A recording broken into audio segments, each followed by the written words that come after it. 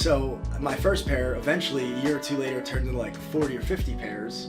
I was able to start a clothing line next 3 years later, and then a second clothing line in high school. In your in a teenager? This was all before 17. Yeah. Wow, that's incredible. So then at the end of high school, something happened to where I got this little scar, and I stopped clothing. Right, such a sticky situation. Okay. People get greedy, like to try to take from you, and I was almost lost my life from it. Wow. So it was a kind of a lesson learned, but then a perspective again. It was like, hey, this is possible when you're selling on the street, selling clothes to people. Like, little things can happen. So I moved up and eventually went to college. I didn't know anything of college, right? I didn't know what to expect, how to apply, what a score of a standardized test was, I didn't even know what a GPA was. Let me jump in right here, because you said a lot, and you talked about some really interesting, I think very valuable and important things in your life. You jumped in pretty quickly. I was going with like, where'd you go to school? Okay. What was your last job? No, that's okay, totally. And you remind me a lot of myself with number one, just how fast your mind goes and how you think and process.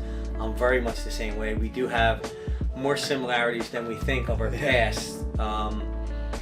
From not only from a business standpoint of hustling and selling on the streets and learning how to hustle and learning how to sell and conduct business and learning how to make money, earn money, learn an opportunity, but we also share in some kind of like tragedies with growing up with our parents and such.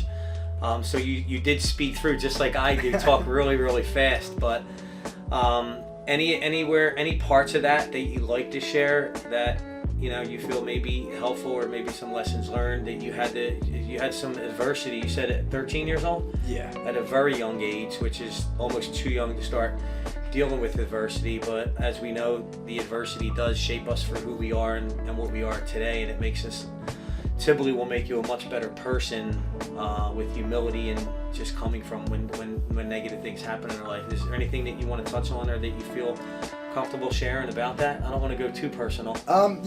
So everybody knows their parents are super important, and circumstances can happen where you lose your parents for temporary periods of time.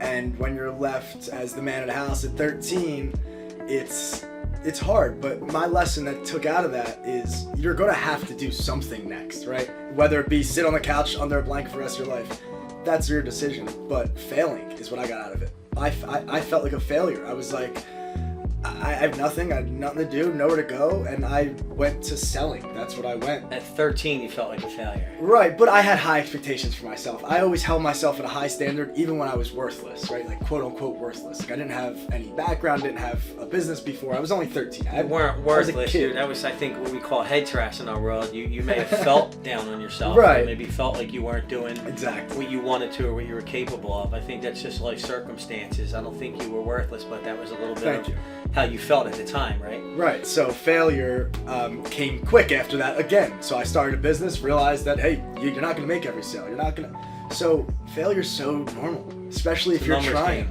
It's how we learn, right? If you're trying to do something, you're going to fail. And if you're not failing, you're not trying. And if you don't continue to try, you might not succeed.